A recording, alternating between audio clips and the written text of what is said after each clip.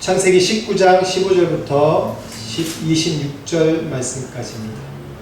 창세기 19장 15절부터 26절까지 말씀입니다.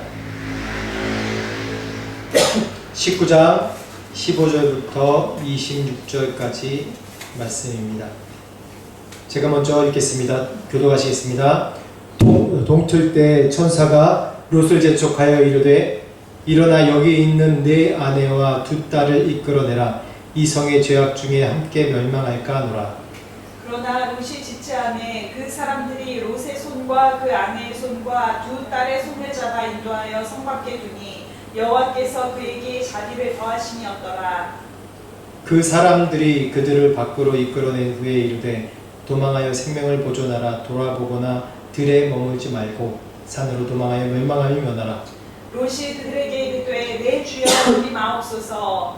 주의 종이 주께 은혜를 입었고 주께서 큰 인자를 내게 베푸사 내 생명을 구원하시오나 내가 도망하여 산에까지 갈 수 없나이다. 두렵건대 재앙을 만나 죽을까 하나이다.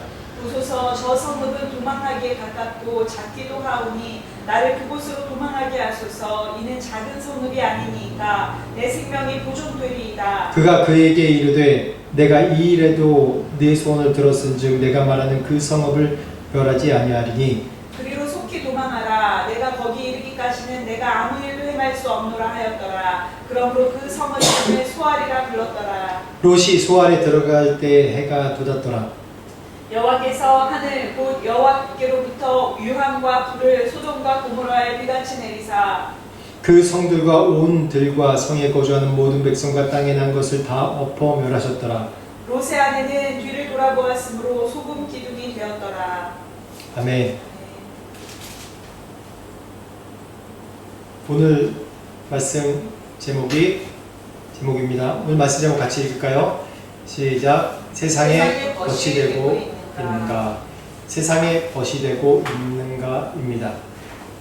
지난주에는 하나님의 벗, 세상의 벗이 무엇인지에 대해서 말씀 나눴다면 오늘은 우리의 지금 영적 상태가 세상의 벗이 되고 있는가를 좀 점검하는 그런 말씀입니다. 특히 아브라함의 조카 롯을 통해서 우리가 어떻게 세상과 벗이 되어 가는지에 대해서 주의하는 말씀입니다. 오늘 저번 주랑 똑같이 말씀이 야고보 4장 4절에 가늠하는 여인들아 라고 한번 말씀을 기억해 봅시다. 가늠한 여인들아. 가늠한 여인에 대해서 지난주에 말씀할 때 육체적인 그런 성적인 가늠이 아니라 영적인 가늠이라고 얘기를 했습니다. 그 전 말씀이 그런 말씀이니까요. 육에 대해서 육신으로 사는 자들에 대해서 얘기를 했죠. 그래서 이 가늠하는 자들아 라고 얘기할 땐 하나님을 신랑으로 모시지 않고 세상의 안락함과 하나님을 동시에 사랑하는 두 마음을 품은 자들이 가늠하는 자라고 얘기를 합니다. 하나님은 우리의 신랑이십니다. 그래서 성경 비유에 우리는 그 주님의 하나님의 신부라고 얘기합니다. 신랑과 신부, 가장 돈독하고 가장 가까운 사이죠. 내가 신랑과 신부 사이에는 어떠한 비밀이 없는 사이예요. 서로 모든 것을 다 알고 얘기하는 사이가 신랑과 신부 사이입니다. 그러나 두 마음, 신랑이 신부만 생각하고 신부가 신랑만 생각하지 않을 때, 그렇게 서로만 생각해야 되는데 다른 마음, 다른 것에 눈을 둘 때 그것을 간음이라고 우리는 이 세상에서 얘기합니다. 이것이 바로 영적 간음입니다. 두 마음을 품은 영적 간음 상태입니다. 세상은 우리를 미혹할 때 요란함으로 다가오지 않습니다.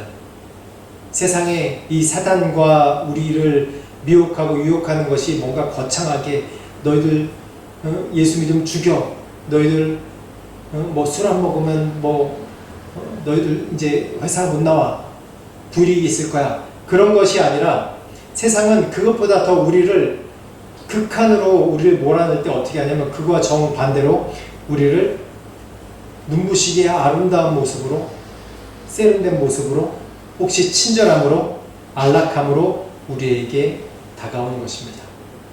마치 롯이 이 요단 평지의 이 동편에 있는 소돔과 고모라 성을 바라보면서 멋지고 아름답게 와서 그것으로 점점 갔듯이 사단은 이 세상의 것을 우리를 친절함과 안락함과 세련됨으로 점점 더 물들이게 합니다. 정말 중요한 포로들을 굴복시킬 때는 여러 가지 방법이 있지만 고문을 하고 협박을 하고 하는 방법이 있지만 정말 중요한 포로를 자기 편으로 만들 때는 어떻게 하냐면 그것과 정반대의 방법을 씁니다. 아주 과한 친절을 베풀죠. 어느 포로가 잡혀왔습니다. 이 포로에게 정말 중요한 정보가 있어요. 이 포로에게 협박하거나 그러지 않고 어떻게 하냐면 이 접근 포로를 감옥이 아닌 아주 호화로운 곳에, 궁궐 같은 곳에 이 포로를 놉니다. 감옥이 아니라 아주 편하게 모든 것을 다 할 수 있게 해줘요. 온갖 친절을 다 베풀어 줍니다. 먹을 것도 온갖 먹을 것들 주고 또 옷도 최상으로 입히고 그가 원하는 모든 오락과 모든 것을 다 제공합니다. 그러다 보면 그 포로는 점점 마음이 풀리게 되고 느슨하게 되죠. 점점 내가 있는 이곳, 비록 적군에 있는 곳이지만 어떻게 생각하냐면 안락하다, 평안하다 라고 생각하게 됩니다. 이것도 이 전쟁 중에 내가 또 우리나라에 돌아가면 또 전쟁하러 또 다른 전쟁하러 나가라고 할 텐데 그런 것보다 그냥 이곳에서 잡혀있는 게 지금 이렇게 평안하고 내가 할 수 있는 거 다 하고 이런 상태에서 잡혀있는 게 안락하지 않을까? 라고 그 포로는 생각한다고 해요. 그래서 그곳에 점점점 녹아들어서 사는 게 됩니다. 이게 자기 주체성, 자기 정체성에 혼란이 오는 것이죠. 자기 정체성에 바뀌어가는 그 단계입니다. 자기 주체성의 환상이라고도 얘기합니다. 이런 것들이 넉넉과 풍요롭고 또 안락함에 그냥 빠져들어 순회되어서 그냥 떠나게 되는 것이죠. 이런 것이 어떤 예가 또 성경에 있습니까? 성경 창세기 제일 처음에 인간이 타락할 때도 이러한 동일한 방법이 아닙니까? 사단이 하와에게 다가올 때 유혹하는 것으로 다가오지 않았죠. 아주 다정한 대화로 다가왔습니다. 저 실과에 있는 열매 정말 하나님이 먹지 말라고 그랬어? 정말 하나님이 먹지 말라고 진짜야? 안 그런 것 같은데? 이런 식으로 다가온 거예요. 다정한 말투로. 협박하거나 그런 말투로 오지 않아요. 정말 사단이 우리를 넘어뜨리려고 할 때는 이렇게 협박이 아닌 우리를 가만히슬로 속이는 얘기로 우리로 다가옵니다. 그래서 우리 첫 번째 우리의 인류 아담과 하와가 어떻게 됐죠? 타락을 하게 됐죠. 죄를 범하게 됐습니다. 그래서 그 죄가 온 인류 우리에게까지 다가온 겁니다. 붕어빵 만들 때 여러분 보면 아시죠? 붕어빵 틀이 있습니다. 그 틀에 이렇게 이 양념한 그런 모든 것을 쭉 놓으면 어떻게 돼요? 붕어빵 틀 그대로 똑같이 지켜 나오죠. 예외 없습니다. 그 틀대로 지켜 나오는 거예요. 이 세상은 이 붕어빵 틀과 같아요. 그냥 그곳에 머물기만 해도 세상의 모양으로 똑같이 지켜 나오는 거예요. 세상의 모양이 무엇입니까? 지난주에도 얘기했죠? 요한일서 2장 16절의 말씀, 육체의 정욕, 안목의 정욕, 이생의 자랑. 이 세 가지 틀로 딱 찍어서 나와요. 그리고 보암직하게 보이고 예쁘게 보이고 세련되게 보이고 평화롭게 보이게 만듭니다. 그렇지만 그 안은 죄악과 멸망 가운데 가는 것이죠. 이 세상에 머물기만 해도 그냥 우리는 평안하다고 생각해요. 모든 것을 다 누렸다고 생각해요. 익숙하거든요. 근데 그 가운데서 내가 어려움과 갈등이 있을 때는 와 이게 참 못 참겠다. 이게 뭐냐 그러면서 불평과 원망과 다른 사람을 원망하기도 합니다. 상황을 원망하기도 합니다. 이게 세상의 틀이에요. 세상의 틀. 그러면 여러분들은 지금 여러분들의 장막은 어디로 향하고 있습니까? 오늘 말씀 보면 롯에 대해서 나오는데 첫 번째 안목의 정욕입니다. 롯이 선택한 기준을 한번 볼까요? 창세기 13장 말씀 한번 봅시다. 13장 10절 말씀 한번 봅시다. 13장 10절. 창세기 13장 10절에 롯이 어떠한 선택들을 했는지 한번 바라봅시다. 창세기 13장 10절 말씀 같이 읽어볼까요? 시작. 이에 롯이 눈을 들어 요단 지역을 바라본즉 소알까지 온 땅에 물이 넉넉하니 여호와께서 소돔과 고모라를 멸하시기 전이었으므로 여호와의 동산 같고 애굽 땅과 같았더라. 이 말씀 잘 봐야 됩니다. 이 롯의 시선은 어딜 봤냐 하면 눈을 들어 요단 지역을 바라봤습니다. 근데 13장 14절에 보면 14절 제가 읽어볼게요. 롯이 아브라함을 떠난 후에 여호와께서 아브라함에게 이르시되 너는 눈을 들어 너 있는 곳에서 동서남북을 보라 라고 얘기합니다. 여기서 결정적인 시선이 있어요. 롯은 자기가 눈을 들어 요단 지역을 바라본 겁니다. 자기가 스스로 선택해서 스스로의 기준을 삼고 바라보는 것입니다. 근데 아브라함의 시선은 뭐죠? 아브라함 눈이 없습니까? 발이 없습니까? 볼 수 있었어요. 아브라함도 롯과 똑같이 온 사방을 다 바라보고 있는 거예요. 그런데 어떻게 했어요? 결정을 하지 않고 선택하지 않았어요. 기준을 삼지 않았단 말이에요. 하나님께서 명하시기까지 기다린 것입니다. 그래서 하나님이 이제서야 롯이 떠난 다음에 이제서야 하나님이 아브라함에게 너는 눈을 들어 너 있는 곳에서 동서남북을 바라보라 라고 얘기합니다. 롯의 시선은 자기가 스스로 시각적으로 자극되고 풍요로운 걸 판단한 거예요. 근데 아브라함은 어떻게 하죠? 아브라함은 끝까지 자기 눈으로 보이지만 결정하지 않습니다. 하나님께서 말씀하시고 임할 때까지 기다리는 것입니다. 내가 결정하여 보는 것인지 하나님께서 말씀하실 때까지 기다려서 보는 것인지 이 차이예요. 이것이 바로 세상의 벗이 누구인지 하나님의 벗이 누구인지 가르는 가름입니다. 이 세상은 안목의 정욕입니다. 눈에 보이는 좋은 것을 따르게 돼 있어요. 사람들은 내가 결정하는 것을 더 좋아해요. 내가 눈에 보이게 좋으니까 이것을 결정해요. 심지어는 사무엘까지도 이세 아들들이 쭉 나왔을 때 이세 아들 중에 먼저 나온 이 큰아들이 너무 멋있거든요. 그 아들이 하나님께서 말씀하신 기르부자입니까? 라고 물어보기도 해요. 이렇게 어느 사람이든 아무도 예외 없이 우리는 눈에 보이는 대로 판단하고 눈에 보이는 대로 따라갈 수밖에 없는 연약한 자입니다. 근데 눈에 보이는 게 전부가 아니죠. 우리는 알고 있습니다. 눈에 보이는 게 전부가 아니라는 것. 사람을 만날 때도 정말 나이스하고 멋지게 보여요. 말도 정말 겸손하게 잘하고 너무 멋지게 보여요. 이 사람은 정말 진실된 사람이다. 근데 눈에 보이는 게 전부가 아니죠. 그렇다고 그 사람에게 모든 걸 맡깁니까? 아니에요. 그래서 우리의 눈에 보이는 한계는 분명히 있습니다. 우리가 눈으로 보고 그냥 귀로 방금 듣고 그걸로 우리가 판단할 수 없는, 이 세상에서 그렇게 판단할 수 없다고 생각해요. 요즘에 뉴스에 나오는 어느 유명인이 그 사람도 한번 제가 유튜브 이제 좀 대담하는 걸 한번 들었는데 우리나라가 동부가 우리나라가 최고의 강대국이 될 거다 그런 얘기를 하는 사람이 있어요. 그래서 청년들을 막 모으고 그랬다고 그래요. 그래서 돈도 많이 투자받고 그랬다고 그래요. 근데 결국 그저께 뉴스 나온 게 그 사람 사기꾼이었어요. 보기에도 되게 착하게 보여요. 얼굴도 되게 착하게 생겼어요.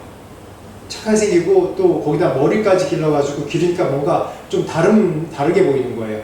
말도 굉장히 천천히 또박또박 언변도 굉장히 좋더라고요. 천천히 확신 있게 굉장히 겸손하게 말을 해요. 그래서 저도 이제 유심히 듣지는 않았는데 그렇게 얘기하는 사람이 하나 있겠거니 긍정적으로 얘기하는 사람이 있구나라고 생각했는데 많은 청년들이 따랐더라고요. 그래서 사기당했어요. 지금 뉴욕에 있다고 얘기하면서 방송에서 전화해보니까 안 받는다고 그러더라고요. 우리 세상의 것은 눈에 보이는 대로 판단할 수 없는 겁니다.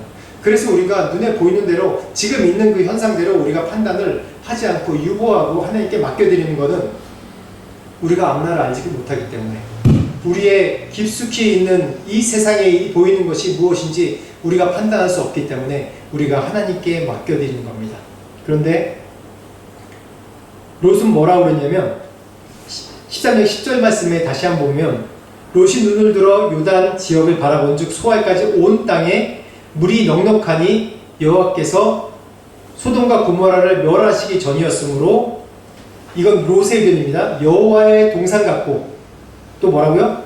애국 같았더라라고 얘기해요. 이 요단편 소돔과 고모라 소알까지 이 소돔과 고모라 멸망하기 전에 이 지역이 어떻게 보이냐면 롯의 눈에 여호와의 동산 같고 그리고 뭐라고요? 애국 땅 같다고 얘기했습니다. 이게 바로 롯의 시선이에요. 롯의 가치관이에요. 세계관이란 말이에요. 여호와의 동산 같다는 것은 하나님의 친밀하고 영적인 교제가 있는 하나님과 사귐이 있는 곳이에요. 그곳에는 아무 죄악이 없어요. 하나님과 영원히 살고 소통하고 하나님 안에 하나님과 함께 거하는 곳이 바로 여호와의 동산입니다. 그런데 애굽은 어떠냐면 당시에 이 세속화의 절정의 도시였어요. 풍요의 도시이고 우상 숭배 본거지이고 또 인간 정욕의 가장 최끝에 있는 그런 화려한 나라도 크고 힘도 있죠. 아주 화려한 곳이었단 말입니다. 피라미드가 있죠. 나일강에 물이 넉넉하죠. 늘 풍성해요. 늘 풍성합니다. 그 나라 사람들은 노력할 필요가 별로 없어요. 자연적으로 늘 풍성한 가운데 있는 사람들이에요. 그러니까 이 에돔 지역, 소알 지역, 소돔과 고모라 이 지역을 어떻게 보이냐면 롯의 눈에는 여호와의 동산 같고 애국 같다고 얘기했어요. 즉 세속적인 것이 롯의 눈에는 세속적으로 아름답게 보이는 곳이 여호와의 하나님과 사귐이 있는 곳이라고 보는 거나 마찬가지입니다. 여러분 정말 주의해야 될 것이 뭐냐면 이 풍요로움은 약속 없는 풍요로움입니다. 그 다음 13장 13절의 말씀 보면 소돔 사람은 여호와 앞에서 악하며 큰 죄인이었더라 라고 얘기합니다. 안목의 정욕에 눈이 멀면 외형적인 화려함에 가려진 그런 하나님의 심판과 그들의 타락을 보지 못하는 거예요. 이러한 것이 그들을 이 풍요로움과 이 소돔과 고모라 눈에 보기에 여호와의 동산 같고 애국같이 풍요로운 것 같이 보이지만 이 풍요로움은 시한부적인 풍요로움이에요. 언젠가 그 사람을, 그거 선택한 사람을 파멸로 인도하는 그 풍요로움입니다. 시한폭탄과 같아요. 이게 바로 물질 지상주의의 전형적인 모습이에요. 사람들은 파라다이스 같다고 그랬죠. 사람들은 파라다이스를 오해하는 게 뭐냐면 이 지금 롯이 말한 것처럼 여호와의 동산 같고 애국 같더라 라고 얘기하는 것이 똑같아요. 지금 사람들이 파라다이스 그러면 물질적으로 풍요하고 그러면서 나를 아무도 간섭하는 사람 없는 그러한 풍요로움. 명확하게 얘기하면 여호와의 동산은 하나님이 늘 간섭하시는 것이 여호와의 동산이에요. 여호와의 동산은 하나님과 함께하기 때문에 우리가 죄악을 저지를 수가 없어요. 거룩한 가운데 있는 곳이기 때문에 그곳엔 죄악이 없는 곳이에요. 근데 사람이 얘기하는 지금 롯이 얘기하는 파라다이스 여호와의 동산 같고 애국 같다는 것은 내가 물질적인 것을 풍요로운 것을 내가 마음대로 누리고 내 마음대로 산다는 거예요. 내가 선택해서 내 마음대로 나에게 내 좋은 대로 살겠다고 결정하는 것이 바로 이런 물질 지상주의적인 전형적인 파라다이스를 얘기하는 겁니다. 이런 약속은 정말 위험한 것입니다. 당연히 물질 풍요는 하나님께서 하나님 말씀대로 살며 순종할 때 부차적으로 결과물로 우리에게 주어지는 것이에요. 그런데 사람들은 이 우선순위를 물질 풍요에다 놓습니다. 우리가 기도할 때 가장 먼저를 물질 풍요에다 놓는 것이 우리의 연약함이에요. 그것이 우리의 죄악입니다. 하나님 물질 풍요를 먼저 주십시오. 내가 무슨 일을 잘되게 먼저 해주십시오. 그리고 하나님을 잘 섬기겠습니다. 잘못된 겁니다. 우리는 늘 헷갈리고 있어요. 물질 풍요가 있으면, 내가 위치가 높은 데 있으면 이걸 통해서 하나님께 영광을 돌린다고 생각해요. 아닙니다. 내가 있는 곳에서 하나님께 영광 드리지 못하고 하나님께 드리지 못하면 물질 풍요 있을 때는 더 하나님께 드리지 못하는 겁니다. 그게 인간의 심리입니다. 인간의 근본이에요. 우리의 근본의 연약함입니다. 그래서 하나님께서 계속해서 하나님께 드리라고 말씀하시고, 하나님이 부족함이 있으셔서 우리 보고 드리라고 얘기합니까? 아닙니다. 왜 11조를 드리라고 그러고 왜 헌물을 드리고 헌금을 드리라고 합니까? 하나님 부족했습니까? 이 온 세상이 하나님이 지으신 것인데, 아니에요. 우리를 위해서입니다. 우리를 위해서. 우리를 위해서. 내 물질조차, 내 가진 권력, 권위조차 하나님 거라고 내가 드리는 거예요. 하나님께 드리는 거예요. 이것이 바로 11조고 헌금이고, 이것이 바로 하나님께 드리는 삶이 되는 겁니다. 우리 사람들은 모든 것이 물질로 다 연결되어 있기 때문에 물질을 풍요하면 끝나요. 아무것도 요구하는 것이 없어요. 내가 뭐 교회 나갈 필요도 없고, 내가 물질을 풍요하니까 내가 뭐 아쉬운 소리 할 거 없어요. 물질 풍요롭지 않기 때문에 아쉬운 소리 하고 겸손한 척 하는 거예요. 사람들은 다. 모든 사람들. 물질 많아봐요. 위치 높아봐요. 겸손한 척을 하나. 할 필요가 없죠. 그래서 풍요의 그 무서움을 여러분들 알아야 돼요. 그래서 이 롯은 점점 더 세속화되는, 점점 더 세속적으로 변하는, 이 세상 것으로 변하는 삶의 형태가 점점 이어지는 것입니다. 예전에 이제 인도에 있을 때 이제 빈민가 같은데 한번 간 적이 있어요. 한번 갔다가 좀 1시간쯤 정도 있다가 이제 나와서 이제 릭샤, 거기 택시를 타고 왔는데, 그 택시 기사가 너 뭐 먹었냐? 무슨 냄새냐? 그러는 거예요. 그래서 뭐? 근데 내가 이 빈민가에서 있다가 온 냄새가 내 안에 나는 겁니다. 이런 것을 볼 때, 내가 쓰레기장 안에서 오래 있으면 그 쓰레기장 냄새가 내게 배어요. 잠깐만 있다 와도 그 냄새가 그냥 납니다. 근데 내가 향수집에 가가지고 향수집에 오래 있다가 오면 그 향수 냄새가 내 옷에 또 배요. 이 얘기는 뭐냐면, 내가 가장 많은 시간과 마음을 보내는 곳이 어디냐에 따라서 내 영적 냄새가 난다는 거예요. 세상에 벗이 되는 것은 뭐냐면, 이처럼 나의 모든 시간과 공간을 그곳에 있으면 그곳의 냄새가 내게 나는 거예요. 그래서 하나님 안에 머물라는 거예요. 여러분, 공간적인 거나 시간적인 거나 계속 하나님 안에 머물러 있으라는 겁니다. 이 롯을 보십시오. 롯이 어떠냐면 13장 11절 보면 이렇게 나옵니다. 그러므로 롯이 요단 온 지역을 택하고 동으로 옮기니 그들이 서로 떠난지라. 아브라함은 가나안 땅에 거주하였고 롯은 그 지역의 도시들에 머무르며 그 장막을 옮겨 소돔까지 이르렀더라라고 얘기합니다. 즉 뭐냐면, 이 그림처럼 원래 광야에 있었지 않습니까? 근데 소돔으로 옮기겠다고 하면서 점점 장막을 조금씩 옮겨가는 거예요. 점점 옮겨가는 거예요. 동편에 있는 지역들 도시로 여기 한 번씩 옮겨가요. 그 동편으로. 그러다 결국 어때요? 이 소돔까지 이르렀어요. 이 공간의 거리가 영혼의 거리가 되는 거예요. 우리의 마음의 거리가 되는 거예요. 이 공간의 거리가 여러분의 영혼과 마음의 거리가 되는 겁니다. 당시의 장막은 지금 어디를 향해 이동하고 있습니까? 여러분의 장막은 지금 어디로 이동하고 있어요? 어디 안에 거하고 있습니까? 내가 정말 하나님께서 말씀하신 이 가나안에 거하고 있습니까? 아니면 계속해서 점점 더 소돔과 고모라에 거하고 있는 것입니까? 그 문 앞에 거해 있다가 결국 어떻게 되냐면, 롯은 그 안에 소돔 문에 앉아있는 사람이 됩니다. 19장 1절, 오늘 말씀 19장 1절 말씀 보면 어떻게 나냐면, 동틀 때 천사가 롯을 재촉하여 이르되 일어나 여기 있는 내 아내와 두 딸을 이끌어내라. 19장 1절 말씀 보면 19장 1절 말씀 한번 읽어주시겠어요?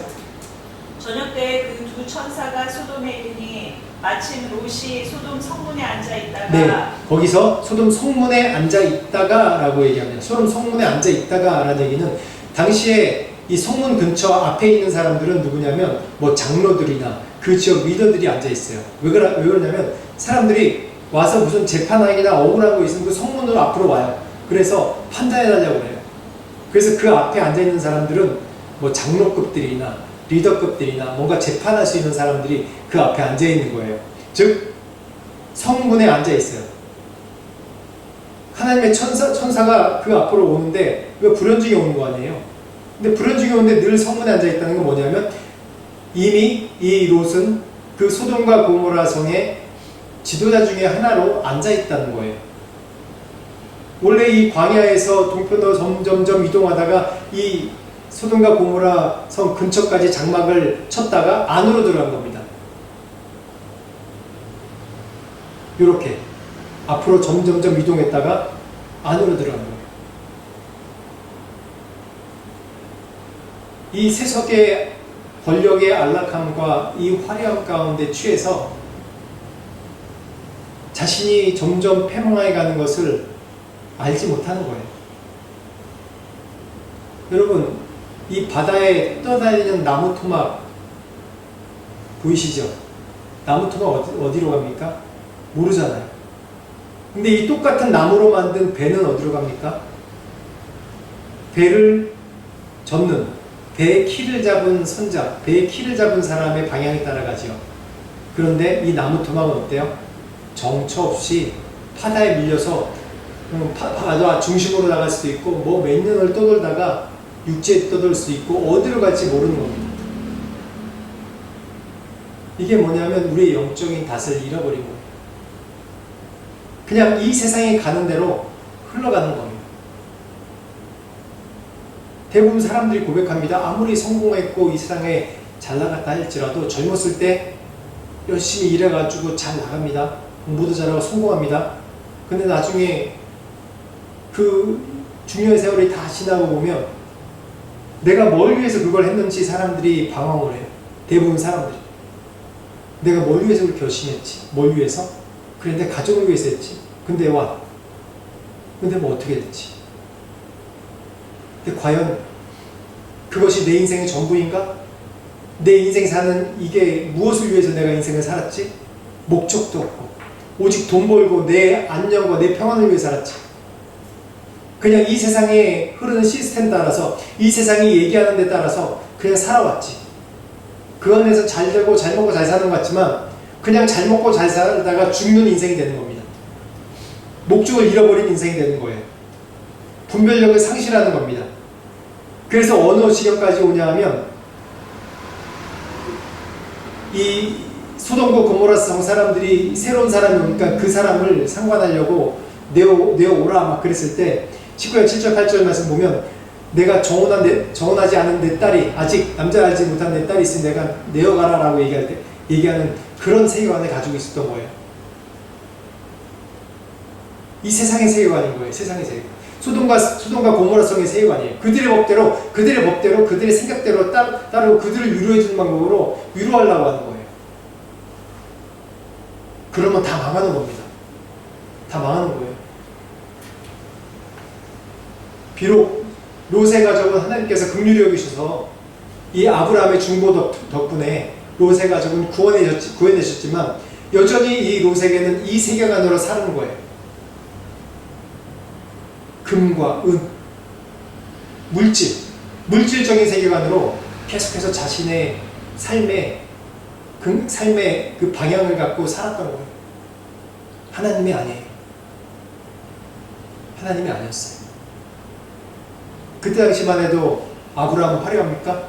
아브라함이 나라를 건설했습니까? 성을 건축했습니까? 아니에요. 그냥 유목민이에요. 그냥 아직도 떠다니는 유목민이었어요. 마땅히 자기의 성과 집이 없는 그런 유목민 같은 사람이었단 말이에요. 아직 시족 사회였어요. 근데 소돔과 고모라서 얼마나 멋집니까? 얼마나 화려해요. 그 속에 하나의 일원으로 살고 있고 거기서도 하나의 좋은 지위를 갖고 사는 사람이었어요. 그러다 보니까 모든 것을 다 타협해버려요. 점점점 더 타협하는 삶이 됐어요. 자기의 주체성, 자기의 정체성, 내가 하나님께 선택받은 자. 아브라함이 갈대아 우르를 떠나서 나올 때 같이 따라왔던 조카란 말이에요. 아브라함의 믿음의 여정을 봤단 말이에요. 근데 결국 이 가나안 하나님의 약속의 땅에서 무엇을 선택했습니까? 그 가나안에 있는 더 악한 것들을 선택해서 따라갔던 게 바로 롯입니다. 이게 롯과 아브라함의 굉장히 혁혁한 차이예요.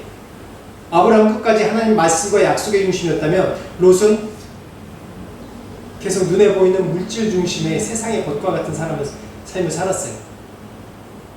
아브라함의 행동은 하나님의 말씀하실 때 눈을 들었지만 롯은 자기가 스스로 선택해서 이 세상의 것을 바라보고 구분하고 분별하고 선택을 했어요. 그래서 결국 어떻게 됐죠? 세상에 점점점 타협해서 결국 멸망하는 겁니다. 그 롯이 거했던 성은 유황불로 하루아침에 다 불타서 없어졌어요. 정말 중요한 건 이 물질의 풍요로, 이 물질에 보이는 것에 주목하고 살면 안 된다는 겁니다. 이 롯을 하나님께서 이끌어내시려고 밖으로 강권해서 이끌어냅니다. 천사들이 곧 유황불이 이곳에 떨어질 것이라고 경고하면서 불러내요. 그런데 롯이 어떻게 하냐면 롯이 지체함에 그 사람들이 롯의 손과 그 아내의 손과 두 딸의 손을 잡아 인도하여 손밖에 두니 여호와께서 그에게 자비를 더하심이었더라. 여기서 지체하다라는 얘기, 지체하다는 건 동작이 굼뜨고 느리다는 얘기가 아닙니다. 소돔성에 있었던 자신의 시간, 재산, 지위 이런 것이 한꺼번에 물거품같이 사라진다는 것을 이 마음적으로 받아들이지 못하는 지체함이에요. 두 천사가 와서 이끌어내는데 망설여지는 거예요. 이게 정말 멸망하게 될까? 이 소돔과 이 소돔성, 이 얼마나 두껍고 강건한 성인데 이것이 어떻게 한꺼번에 무너져? 이게 정말 그렇게 될까? 이 세상이 멸망하는 것보다 지금 당장 내가 평안을 누리고 내 권력을 누리고 안정을 누리고 풍요롭게 사는 것이 더 중요하기 때문에 세상이 멸망할 것을 알지 못하는 거예요. 사람들이.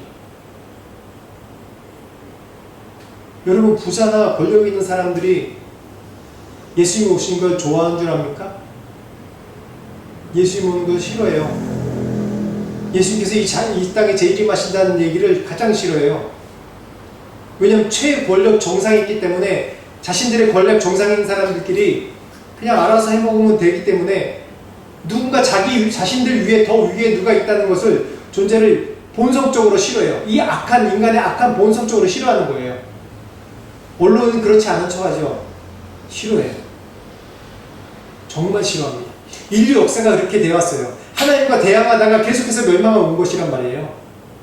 인류 제국의 역사가 자신이 하나님이 되려고 하나님보다 더 높은 것이 되려고 그렇게 계속 도전해오다가 이 제국들이 무너지고 멸망하는 그런 일을 계속해서 반복하는 겁니다. 이 지금 롯이 그랬어요. 그 소돔성 안에 둔 게 너무 많아요. 내가 어떻게 고생해서 이 하란을 떠나서 내가 이 얼마나 삼촌 따라서 와서 고생하면서 와가지고 이 여정을 와서 내가 이곳까지 왔는데 점점점 더 가까이 가서 성문 앞까지 이르렀다가 이 소돔성에 들어가서 지도자가 되고 권력과 부를 누리는 사람이 있는데 내가 어떻게 해서 여기까지 왔는데 억울하지 않을까요? 억울하죠.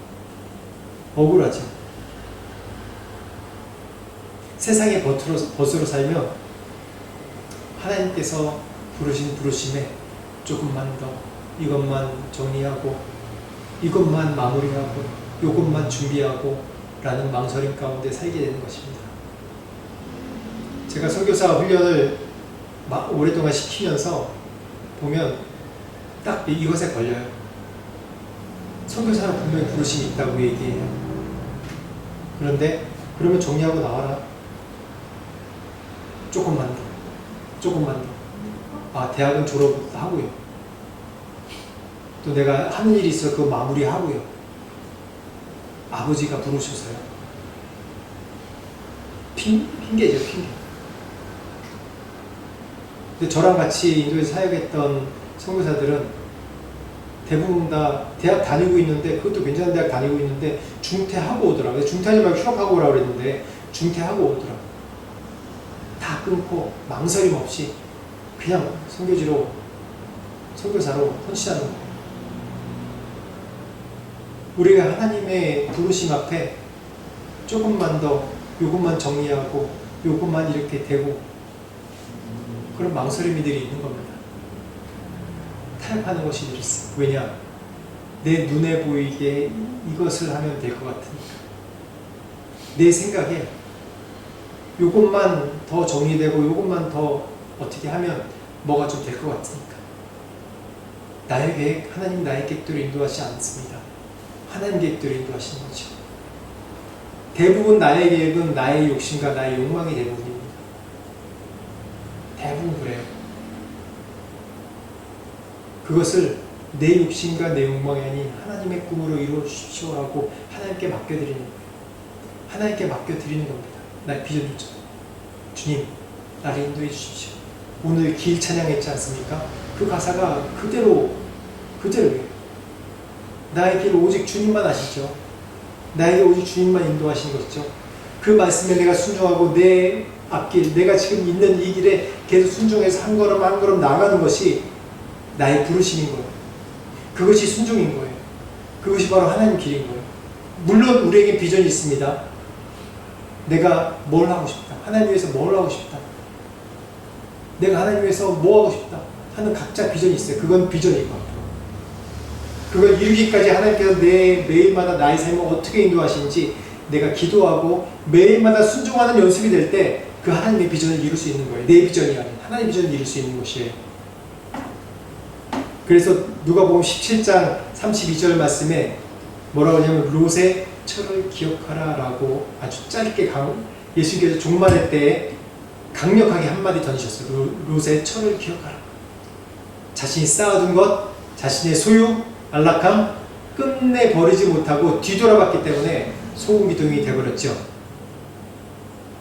이것이 바로 세상에 대한 지독한 집착입니다. 우리 가운데 이런 세상에 대한 지독한 집착, 이 환상이 있지 않습니까? 돈맛에 한번 중독되면, 이 쾌락에 한번 중독되면 헤어나올 수가 없어요. 이 중독입니다. 중독. 자신이 심판의 대상인지 이 죄악과 되고 할 때 자신이 심판의 대상이 되는지 구분을 못하게 돼요. 분별을 못하게 됩니다.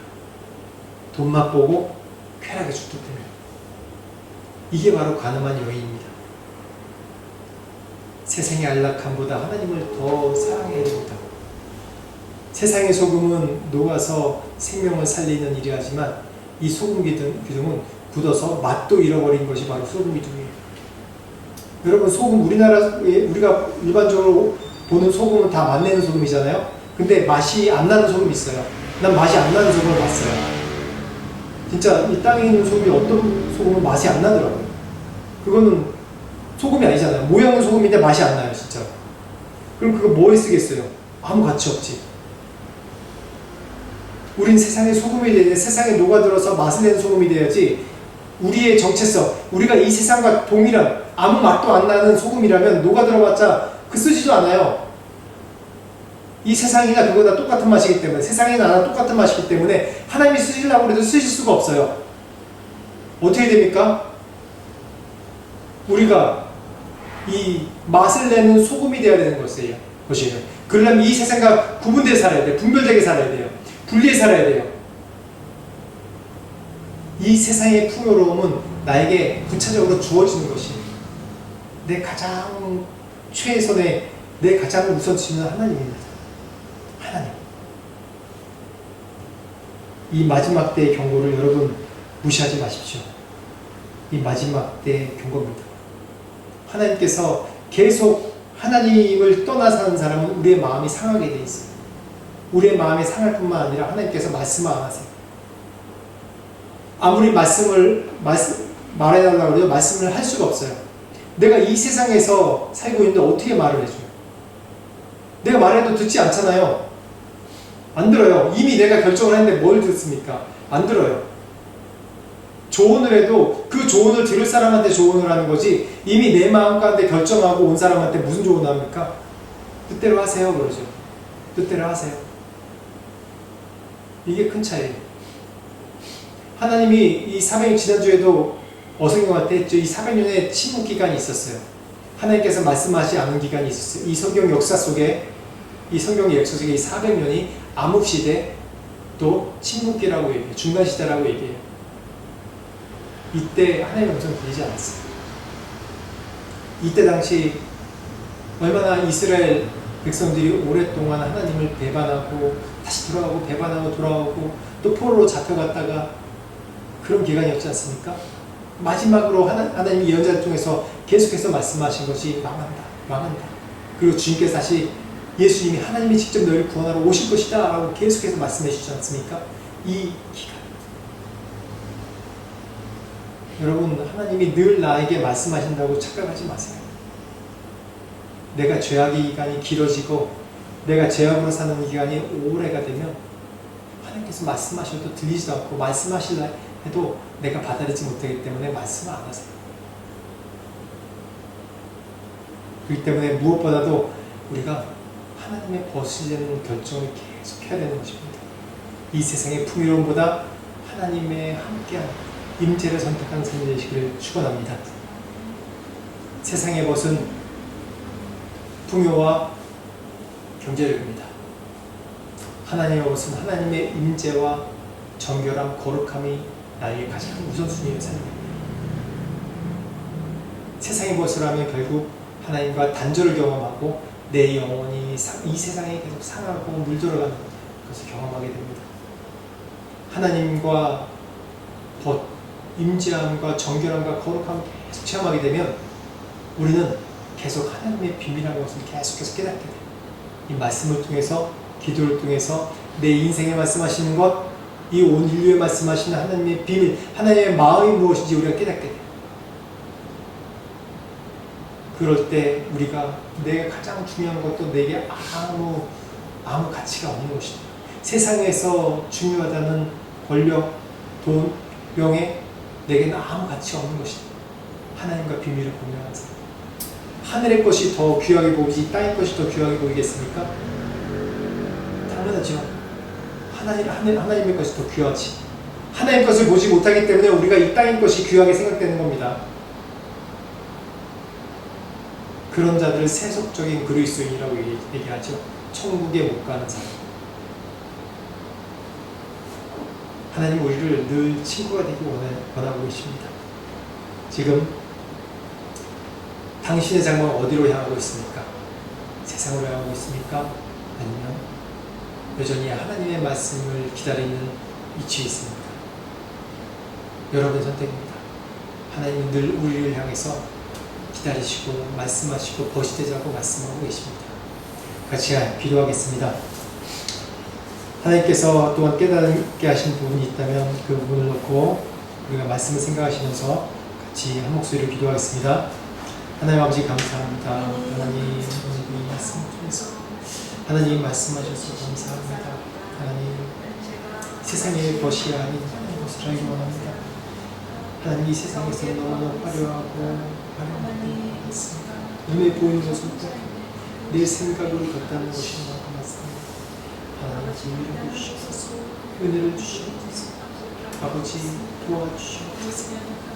말씀 감사하게 하시고 하나님 말씀을 선택하게 하시고 하나님의 뜻대로 선택할 수 있는 삶이 될 수 있도록 아버지 도우시고 인도하여 주시옵소서. 인도하시면 주시옵소서. 도와주시옵소서. 하나님 아버지 감사합니다. 오늘도 주님 말씀하여 주셔서 감사합니다. 주님, 주님의 뜻대로 살기 원합니다. 늘 우리 연약함 때문에 하나님 이 세상에 보이는 것을 따를 때가 너무나도 많습니다. 아버지 긍휼히 여겨 주시옵소서, 은혜를 풀어 주시옵소서.